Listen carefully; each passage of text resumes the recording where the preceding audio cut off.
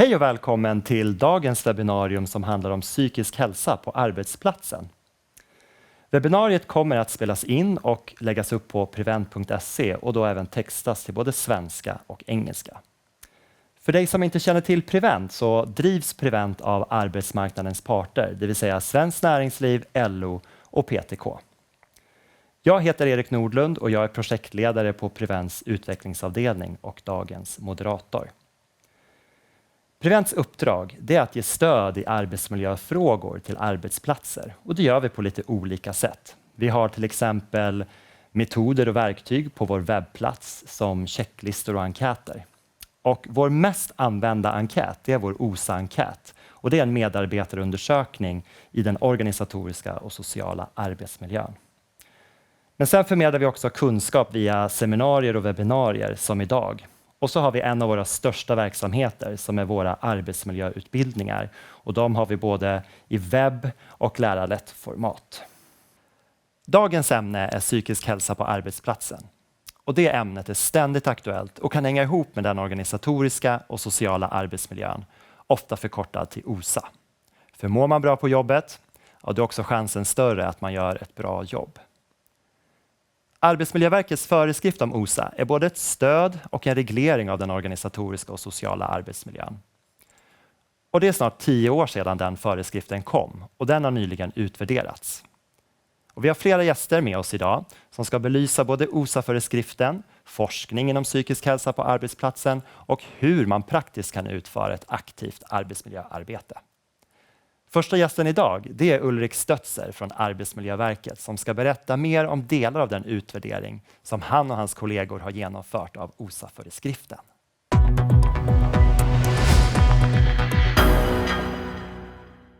Välkommen hit Ulrik. Tack. Vill du berätta vad du gör på Arbetsmiljöverket? Ja, jag är sakkunnig när det gäller de här frågorna kring organisatorisk och social arbetsmiljö. Så jag jobbar med de här föreskrifterna dagligen. Jag är bland annat stöd internt till vår inspektionsverksamhet. Och sen svarar jag på frågor från allmänheten och media. Och ibland så ger oss våra beslutsfattare uppdrag kring de här frågorna som jag också hanterar.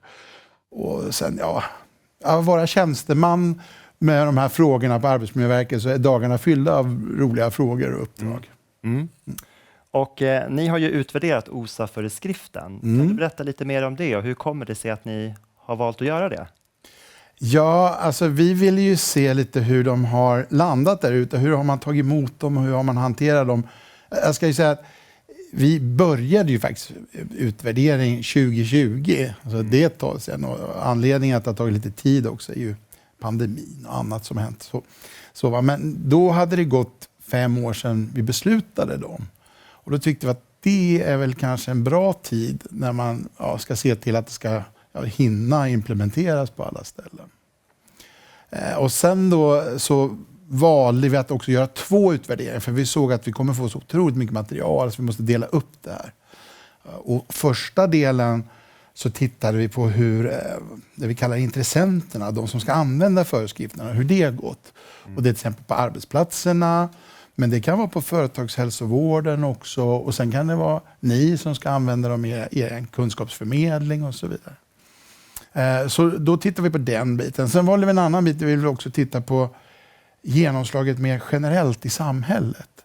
För att det är ju under viktiga frågor som du nämnde det här med kring psykisk hälsa och vi ville se om de här frågorna hade hamnat mer på agendan. Och då tittar vi bland annat på media, hur man har hanterat de här frågorna. Och sen lite andra delar också där vi bett om hjälp hos forskare för att titta vidare på det här. Kan du säga något om de resultat som ni har kunnat se? Ja, hur lång tid har vi? Nej, vi har inte så lång tid och det är väldigt mycket vi har fått fram i de här undersökningarna och jag skulle vilja säga att helst bör man gå och läsa rapporterna för annars blir det lite ett axplock bara. Men jag kan ju säga att de har ju fallit väl ut. Alltså, de är väl mottagna och de fungerar bra när det gäller att jobba med de här frågorna och många gillar de här föreskrifterna ska jag säga, och jobbar väldigt bra i det systematiska arbetsmiljöarbetet och så. Men sen finns det ju såklart också utmaningar och bland annat så kan man se att kanske särskilt stora organisationer, att ibland har man svårt att få det att genomsyra hela organisationerna. Att det kan vara lite svårt att få alla enheter och alla att jobba med de här frågorna lika och så. Så det är en sån där sak som vi såg att det kan vara en sån där lite utmaning i alla fall.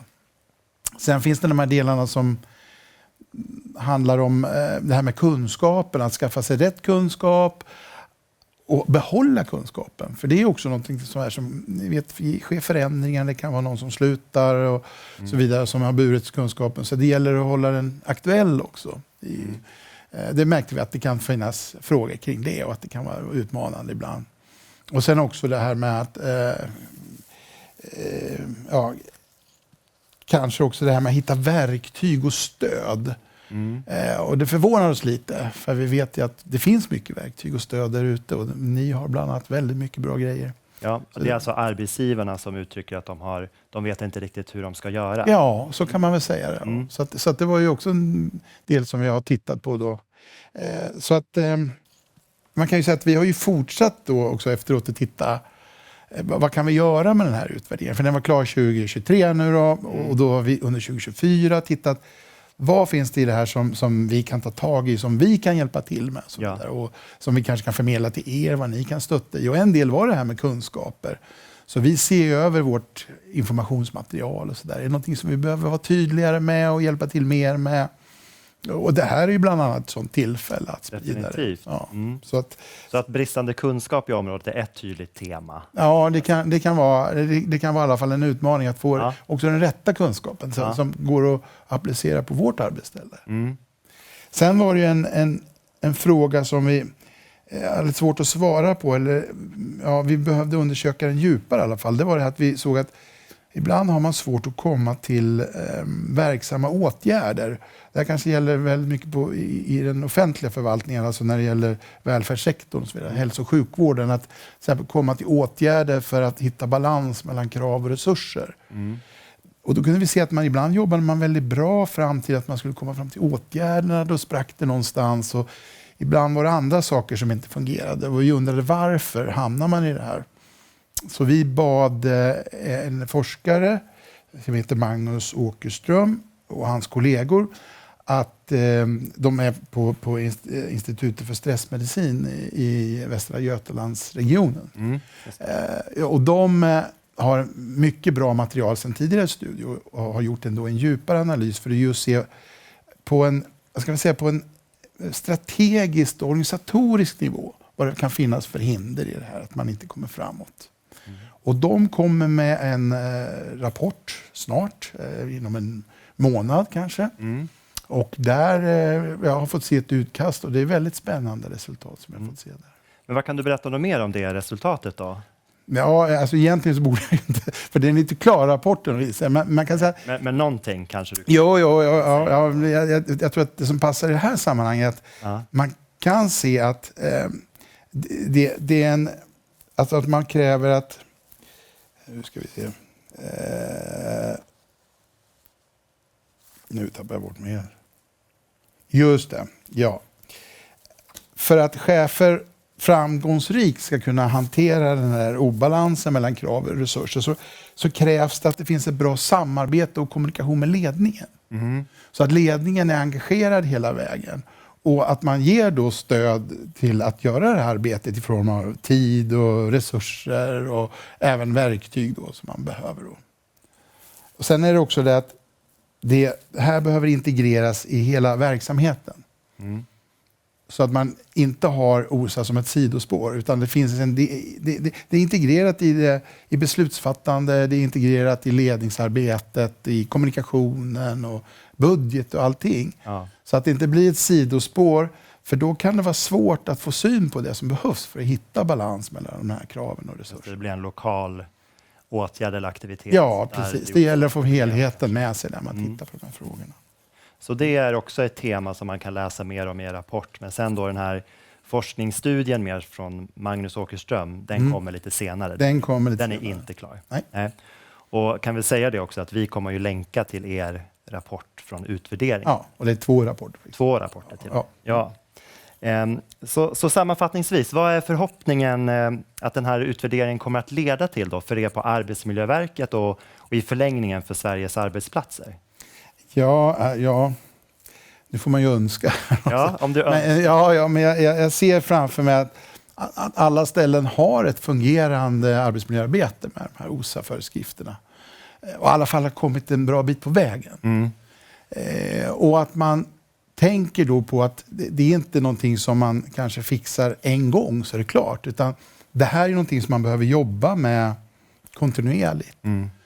Och det är någonting som kanske är egentligen mer av en process.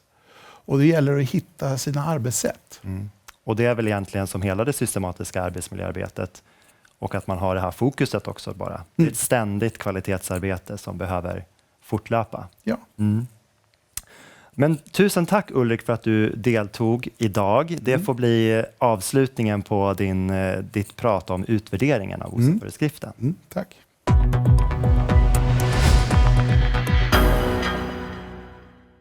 Men hur ska man göra då för att jobba praktiskt med OSA?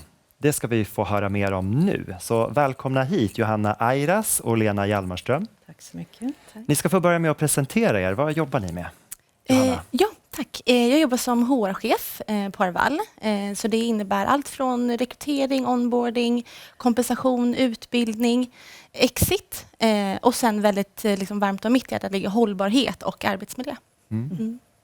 Och jag har ju min bakgrund inom HR sedan över 25 år tillbaka. Jag driver eget företag och nu de här sista 10 åren så har jag jobbat väldigt mycket med just arbetsmiljö. Och då i form av utbildningar för chefer, och ombud och medarbetare. Och sen sådana här punktinsatser som vi ska prata om här idag. Ja, för Johanna, jag vet ju att du och företaget Arval arbetar aktivt med att förbättra den organisatoriska och sociala arbetsmiljön. Kan du berätta mer om vad det är ni har gjort de senaste åren inom det här området? Ja, men självklart. När jag började för 3 år sedan, då satte jag mig in i de processerna som fanns. Och då hade vi arbetsmiljökommittémöten. Vi hade även pulsundersökningar, alltså medarbetarundersökningar 3 gånger per år. Så dels för att lära känna bolaget, men också lära känna medarbetarna och vad tycker man. Så använder jag verkligen medarbetarundersökningen som ett verktyg för mig. Att både sätta strategin då från HR sida, vad ska vi göra framåt.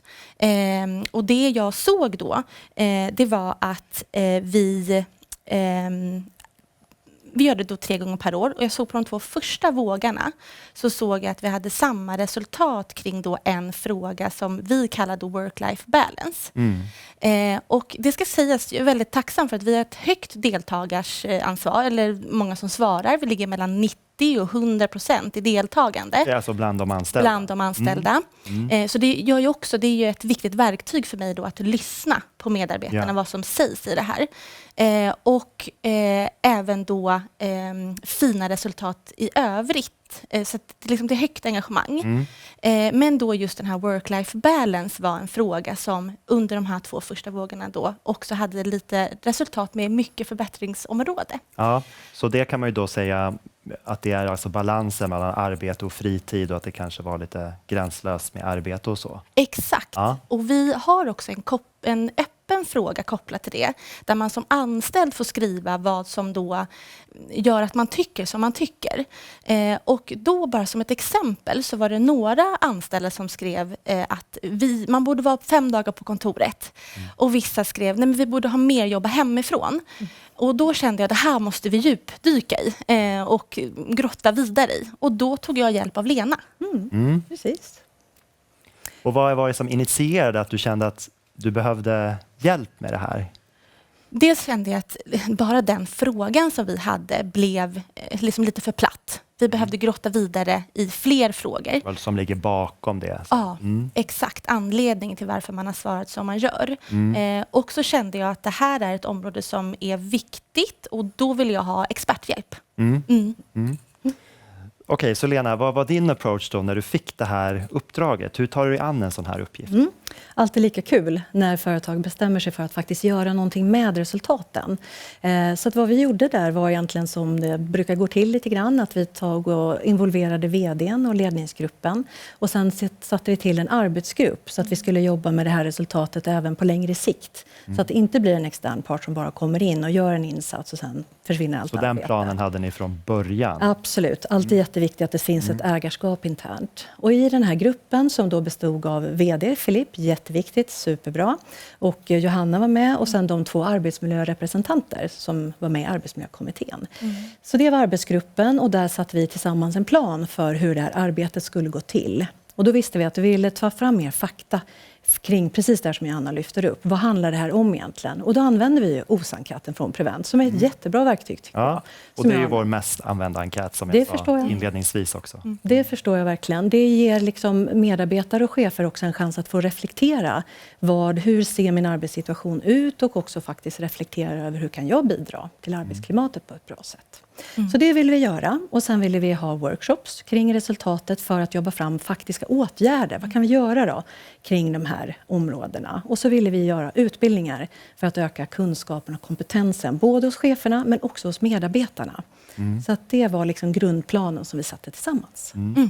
Och jag tänkte det Ulrik nämnde tidigare var ju också det som de har sett, vikten av att ledningen är involverad i det här arbetet, att det finns en bred bas i företaget. Hur fick ni till det då?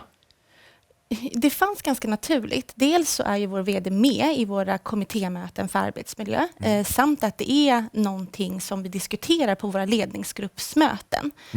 Så att det fanns plattformen fanns. Så då byggde jag bara vidare på den. Ja, så det var ju väldigt tacksamt i det här fallet då. Det är ju också, om jag får skjuta in det, så var det ju fantastiskt tacksamt. För det är inte alltid så det ser ut i min upplevelse. Det finns väldigt mycket okunskap kring det här hos många vd:ar. Så att bara att det var helt naturligt här var fantastiskt. Få med om. Så efter den här då gedigna undersökningen, få till mer fakta, göra OSA-enkäten. Hur gick ni vidare efter det? Precis, då har vi fått fram ett resultat och då tittar man på, det visar också mycket styrkor faktiskt som ska lyftas fram också. Men vi såg då att det fanns vissa grupper som hade fått så lite mer röda resultat, alltså inte lika bra, där det fanns definitivt saker att göra. Så de vill vi jobba vidare med. Och då bestämde vi tillsammans i den här gruppen att vi ville göra cheferna för sig och medarbetarna för sig och att vi skulle dela upp medarbetarna i enligt organisationsskissen kan man säga då. Och det här kan göras olika, ibland vill man ha cheferna tillsammans med sina medarbetare. Men här delar vi upp det och det blev väldigt bra. Det blev otroligt uppskattat från cheferna och de var många som sa att det kändes väldigt avlastande. Att just så här, vad skönt att jag inte är ensam. Det är flera som känner så här. Så att det är verkligen guld värt. Så processen i sig kan ha ett värde för att man lyfter och visar på de utmaningar som man har då kanske? Exakt. Och sen i de här workshopparna då, så fick man dela upp sig i smågrupper och sen använde jag riskbedömningsmallen också från Prevent som också är ett bra verktyg här upplever jag. För det hjälper till att konkretisera diskussionerna. Vad är det för risker vi ser? Vad är det för åtgärder vi kan ta fram som förslag? Vem kan vara ansvarig? När ska vi följa upp etc. Och det blir ett bra verktyg att ta vidare internt också då. Och sen gjorde vi de här utbildningarna då för att öka kunskapen och kompetensen inom arbetsmiljö, stress och återhämtning. Och vilka fick den utbildningen? Vi valde att göra på 2 sätt. Så dels hade vi en för chefer där vi pratade mer om ansvaret utifrån arbetsmiljöansvaret. Och sen hade vi den här för hela vårt team. Så alla chefer, medarbetare, ledningsgrupp, alla. Så alla har en gemensam kunskapsbas? Ja, exakt. Men Johanna, då, hur tog du det vidare då när det kom förslag på åtgärder och så från det här gedigna arbetet? Hur tog du det vidare sen då? Jo, men precis, då presenterade jag det, eller vi gjorde det tillsammans för ledningsgruppen och där vi satte då en actionplan. Så om man ska summera lite grann de områdena som vi upplevde att vi hade problem med, då var det dels intern kommunikation. Så det var många undrade vad gör de egentligen i ledningsgruppen?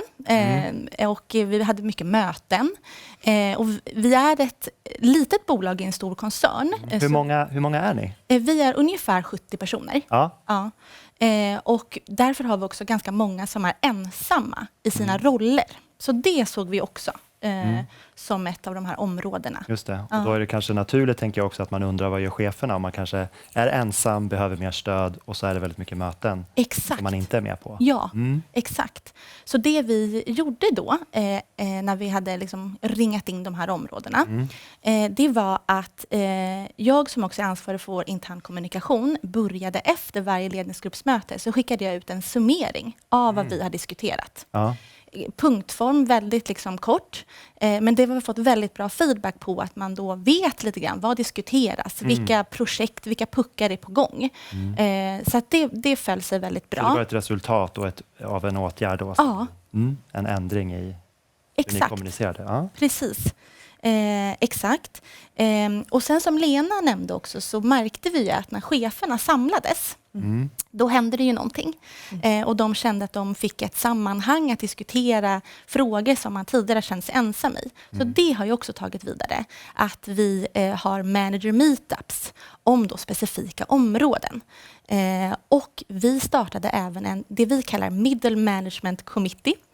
Så det var mellanchefsgruppen, samt även inte bara chefer, utan de som har nyckelroller i vår organisation, som är med i många projekt eller som har naturligt många kontaktytor.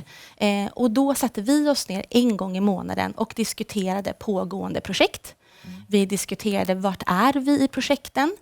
Vi kunde därför då ta snabbare beslut när vi hade fler runt bordet. Så det blev också en väldigt liksom ett bra resultat.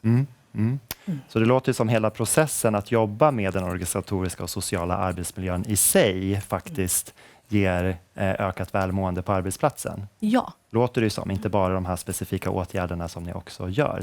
Stämmer den reflektionen? Eller? Ja, men absolut. Jag tänkte också ytterligare en åtgärd som var så bra, som är så vanlig på många företag och organisationer, upplever jag, var ju kring möten. Eller hur? Att ni gjorde också ett stort initiativ kring det. Jo, men så att, precis. Och det har vi fortfarande, det ska sägas, det finns kvar att göra. Ja. Men jag tog fram en one-pager om mötesstruktur. Hur långa mötena ska vara, inte boka back-to-back.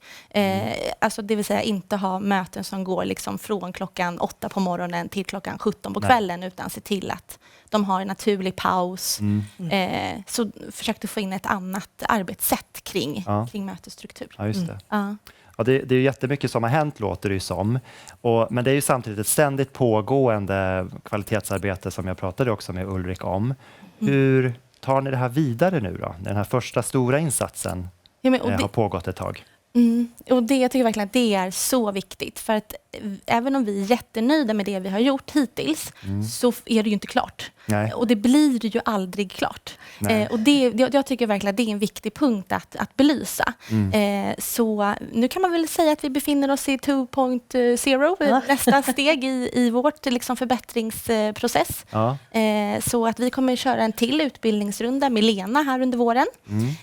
Samt att vi också bestämde oss för, när vi tittade fortsatt då på informationen i medarbetarundersökningar, då behövde vi ytterligare utbildningar i Office-paketet, det vill säga vilka funktioner finns i Outlook, Teams, OneNote, Planner. Så hur jobbar man i de här? Så att man har kompetens inom det området man jobbar i. Exakt. Och vi tog hjälp av ett externt bolag som heter Effektiv nu på det. Och de inleder det så snyggt att om du blir rörmokare, då är det ju ingen som sätter dig hos en kund första dagen och säger lös det här. Utan då får du ju verktyg och förhållningssätt och rutiner. Men det får man ju inte när man kommer till ett kontor oftast. Nej, det kan ju verkligen vara så att man förväntas kunna mycket. Ja, så att det är liksom vårat nästa steg. Och där kommer också då, som jag nämnde lite grann tidigare, att mötesstrukturen är fortfarande någonting vi behöver förbättra. Så där har vi ytterligare nu regler och riktlinjer för hur vi bokar möten. Det ska vara en agenda och så vidare. Ja, men nu vad mycket som har hänt. Jag tänker om ni går att sammanfatta i punktform, liksom mer konkret, vad är det ni har gjort under de här 2 åren ungefär som ni har varit ännu mer aktiva i det här arbetet? Ja, men absolut. Och då tänker vi så här, om vi försöker summera det, så handlar det först och främst om att involvera vd och ledningsgruppen så att de kommer med. Att tillsätta en arbetsgrupp som säkerställer att det här arbetet fortsätter, att det finns ett ägandeskap internt. Och sen så att vi använder till exempel OSA-enkäten för att få fram mer data. Vad handlar det här om? Och att sen jobba igenom det här i workshops. Lita på att medarbetare och chefer har mycket input kring förslag på åtgärder. Och sen att man också följer upp de här åtgärderna såklart. Och sist men inte minst, öka kunskapen och kompetensen. Se till att alla på företaget får utbildning i arbetsmiljö, stress och återhämtning till exempel. Och jag tänker så här, nu är ni ett tjänsteföretag i huvudsak, men det här låter ju som ett recept som man kan ta oavsett bransch. Absolut. Det tror jag med. Ja, men jag vill tacka er jättemycket för att ni kom och berättade om den resan ni har gjort. Johanna, du kommer tillbaka om ett litet tag. Men vi ska nu få en föreläsning från Rachel som kommer prata om psykosocialt säkerhetsklimat. Och efter det så ska jag och Johanna diskutera och reflektera över det innehållet.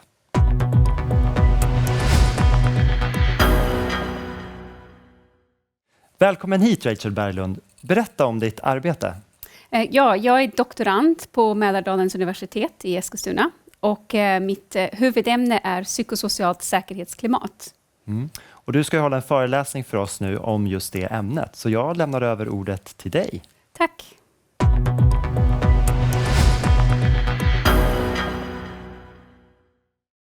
Hej, mitt namn är Rachel då och jag doktorerar som sagt. Och mitt forskarämne är någonting som är jättekrångligt att säga. Det heter psykosocialt säkerhetsklimat och jag vet att det låter nördigt, men jag ska försöka göra det här lilla avsnittet så roligt och intressant jag kan och jag lovar, det är inte tråkigt. Så jag ska prata nu om psykisk hälsa på jobbet och rollen som psykosocialt säkerhetsklimatet har i det. Och jag kommer att förkorta begreppet ibland till PSK för att den är så lång och krånglig. Så om vi börjar då med psykisk hälsa. Psykisk hälsa och psykisk ohälsa är två olika saker, men de här begreppen blandas ofta ihop.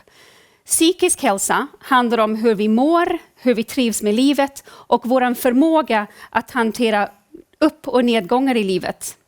Psykisk hälsa är ett paraplybegrepp där psykiskt välbefinnande, psykiska besvär och psykiatriska tillstånd ingår. Så om vi börjar då med psykiskt välbefinnande. Det här handlar om att vara tillfredsställd med livet. Det handlar om hur väl vi trivs med vår närvaro. Det handlar om att kunna känna mening med livet. Men psykiskt välbefinnande är inte samma sak som frånvaro av psykisk ohälsa. Vi kan faktiskt ha en psykiatrisk diagnos, men ändå uppleva psykiskt välbefinnande. Vi kan ha en depression som behandlas väldigt väl. Så de kan förekomma samtidigt. Så vår psykisk hälsa varierar genom livet och det påverkas av en mängd olika faktorer där jobbet är en av dem. Och vi vill såklart att alla är på den här psykiskt välbefinnande sidan av paraplyet. Så om vi tittar då på begreppet psykisk ohälsa, här ingår två olika saker. Vi har psykiska besvär och psykiatriska tillstånd. Så psykiska besvär, det är ganska vanligt. Och det brukar räknas som mindre allvarliga om vi då jämför med psykiatriska tillstånd. Alla vi kan känna oss stressade, oroliga, uppleva ångest, ha sömnproblem. Men det här är normala reaktioner på påfrestningar i livet. De här besvären kan vara milda, svåra och de kan gå över olika fort. Ibland kan psykiska besvär leda till olika fysiska problem som huvudvärk, magont, ryggvärk, yrsel. Det kan till och med göra det svårt att fungera i vardagen. Det kan göra det svårt att ta hand om oss själva och andra och det kan börja påverka jobbet. Om de här symptomen blir långvariga, det är då vi behöver ta kontakt med vården. Om vi då går över till det här med psykiatriska tillstånd. Här räknas psykiska sjukdomar och diagnoser. Exempel på det här kan vara depression, olika typer av missbruk, ätstörningar. Och här är det bara sjukvården som kan ge en diagnos. Men någonting som är gemensamt för de här psykiska besvär och psykiatriska tillstånd, där är att de påverkar oss i olika grad med hur vi fungerar i vardagen. Det påverkar oss som individer och även våra närstående. Den vanligaste anledningen till sjukskrivningar i Sverige idag är stressrelaterad psykisk ohälsa. Och här spelar arbetsmiljön en stor roll. Det kan leda till akut stressreaktioner, anpassningsstörningar, utmattningssyndrom, lättare ångest och även depression. Och allt detta behöver en arbetsgivare kunna hantera på olika sätt. Men här finns det väldigt god hjälp att få. I Sverige så har vi nu riktlinjer som publicerades nyligen på Minacs hemsida, Myndigheten för arbetsmiljökunskap. De heter Riktlinjer för psykisk hälsa. Och i de här riktlinjerna så delar de upp rådet för hur du som arbetsgivare kan jobba i 3 olika områden, 3 nivåer.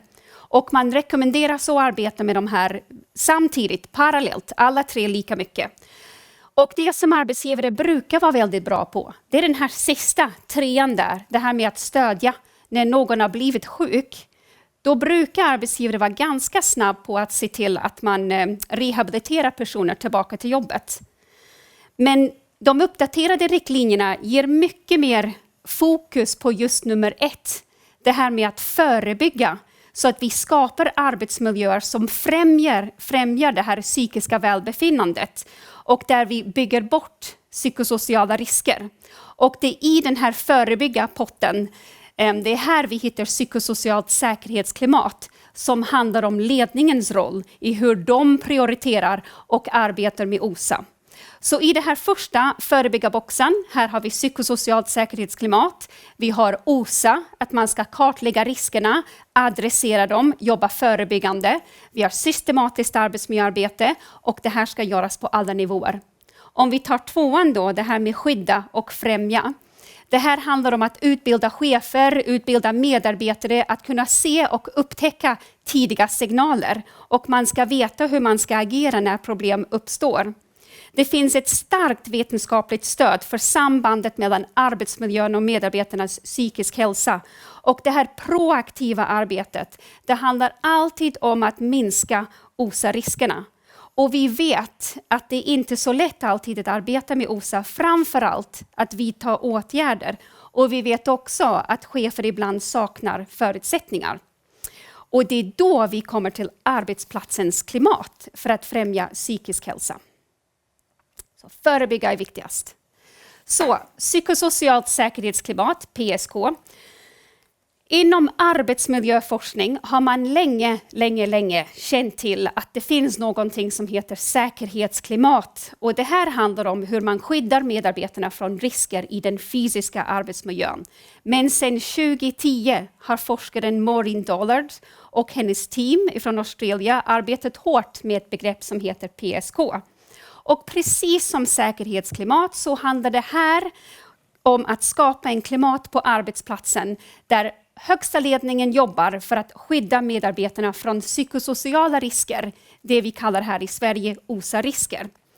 Så PSK handlar om hur högsta ledningen visar genom det de säger och det de gör att allas chefer, medarbetare, allas psykisk hälsa är lika viktig som produktiviteten på företaget.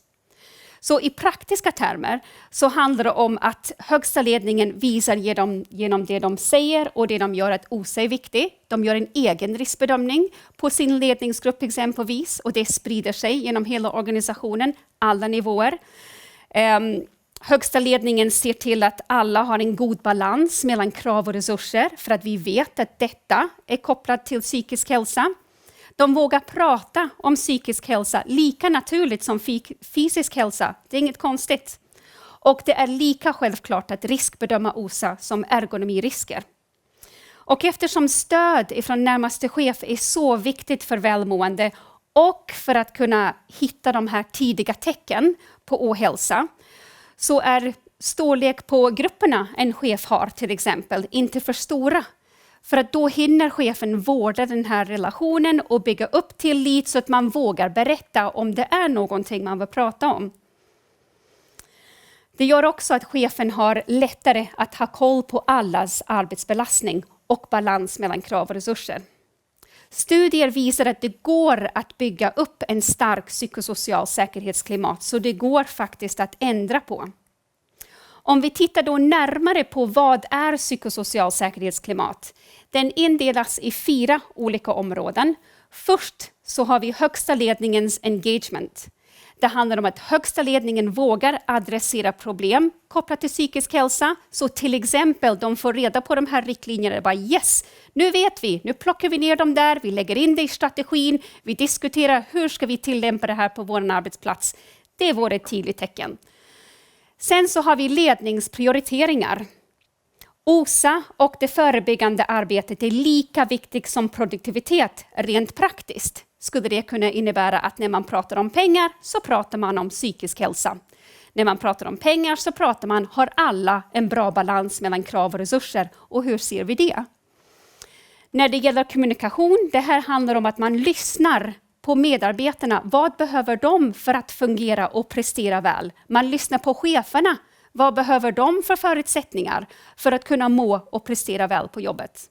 Och när vi kommer till organisatoriskt deltagande, det här handlar om att alla nivåer är med. Man riskbedömer inte bara första linjens chefer och medarbetare. Nej, alla nivåer ska ingå. Och sen extra viktigt också, det är att man självklart samarbetar med fack och skyddsombud i frågan. Så de här 4 områdena bygger då psykosocial säkerhetsklimat. Och här ser ni en sammanfattning från det som sägs i forskningen. Man kan mäta psykosocial säkerhetsklimat med 2 enkäter. Den ena har 12 frågor, den andra har 4. Så man har 2 val där. Men det vi ser, det är de grupper som rapporterar att de har en hög psykosocial säkerhetsklimat. Där ser man, de har en god balans mellan krav och resurser. Det är väldigt lite mobbning, det är mindre konflikter, man har god hälsa. Man ser också att det påverkar säkerhetsarbetet positivt. Det är lätt att be om hjälp om man behöver det och man rapporterar lägre sjukfrånvaro.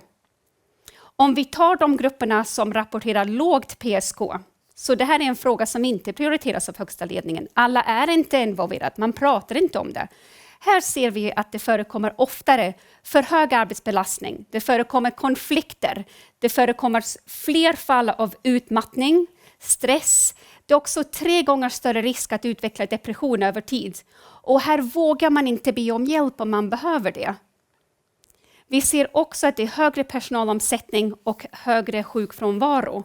Så det finns mycket som talar för att man ska jobba med att bygga upp ett starkt psykosocialt säkerhetsklimat. Nu, jag är både forskare och så är jag lite praktiker också. Jag har jobbat länge i praktiken och jag träffar fortfarande företag. Och jag vill dela med mig av vanliga kommentarer som jag har mött.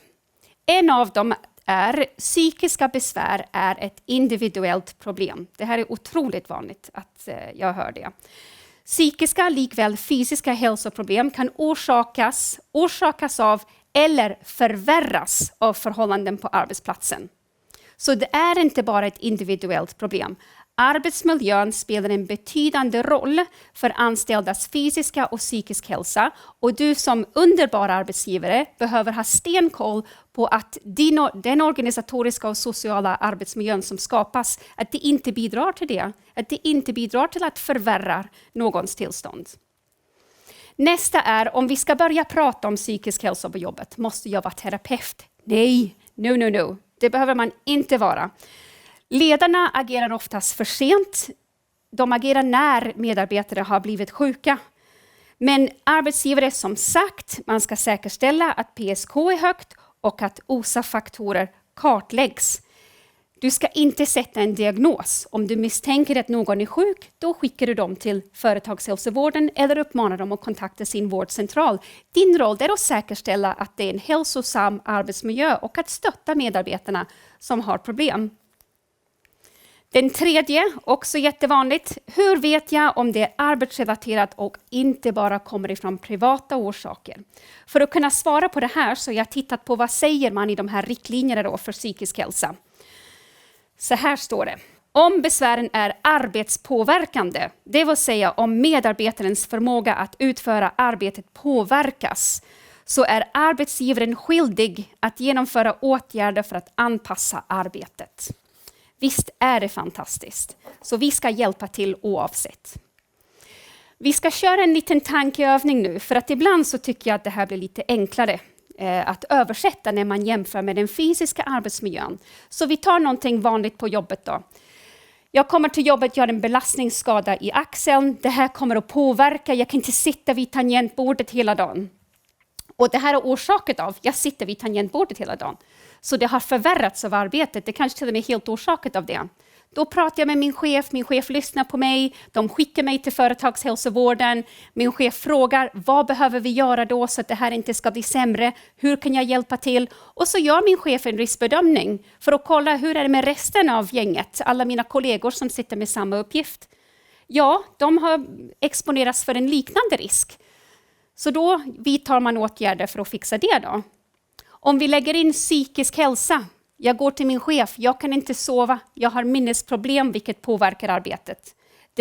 Det är eftersom jag har haft alldeles för mycket att göra under för länge tid.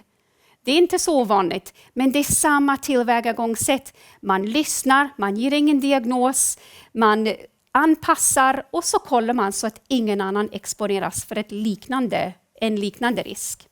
Nu ska jag avrunda, men det som jag vill skicka med mig idag, det är de här nya riktlinjerna trycker på vikten av att förebygga, att lägga fokus där. Så här vill jag bara skicka till er, bygga upp er psykosocial säkerhetsklimat. Ledning, engagera dig och adressera OSA-riskerna i god tid.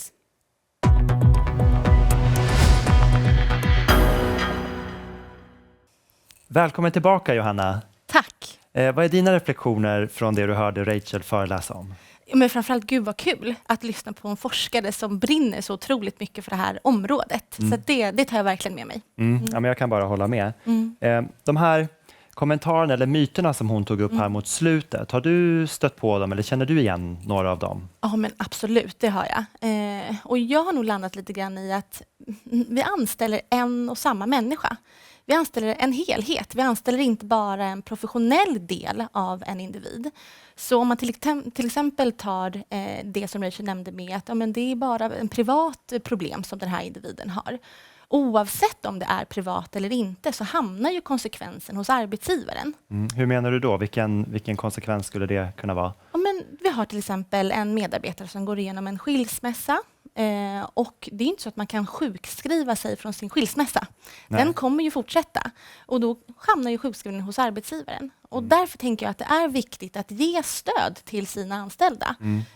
Kanske oavsett lite grann vart liksom problematiken kommer ifrån. Just det, och att man har en trygg plats på sitt arbete. Ja. Och precis, ge stöd men du behöver inte vara en terapeut. Exakt för så. det. Ja. Att man som chef kanske fångar upp. Ja. Men sen kan ta hjälp någon annanstans ifrån så att säga. Just det. Ja, men det låter som ett väldigt intressant synsätt. Ja. Och det här med psykosocialt säkerhetsklimat då, hur skulle du säga att ni har jobbat med det? Även om det kanske är ett nytt begrepp för dig. Jag har lärt mig mycket nu. Ja, men känner du att ni har jobbat med det?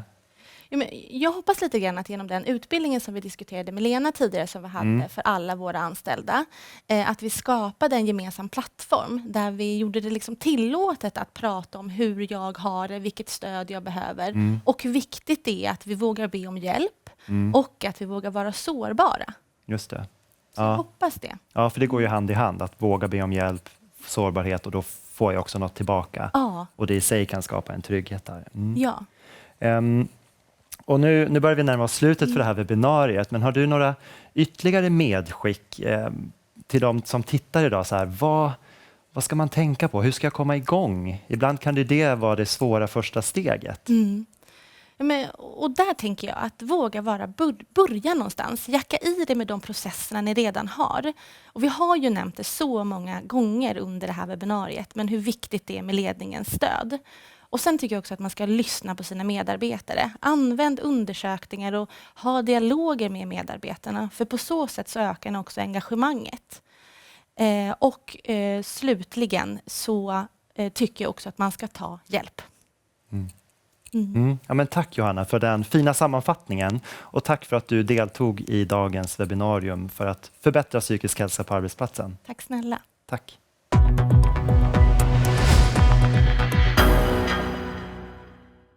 Tack till dagens gäster. Jag hoppas att du som har tittat har fått ny kunskap och inspiration till ett bättre arbetsmiljöarbete. Mer stöd och material kring OSA och psykisk hälsa på arbetsplatsen finns på prevent.se.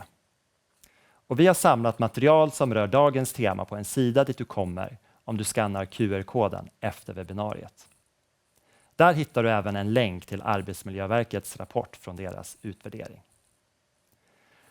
Men det var allt vi hade att bjuda på för dagens webbinarium. Tack för att du har varit med oss och jag hoppas att vi ses på nästa webbinarium. Hej då!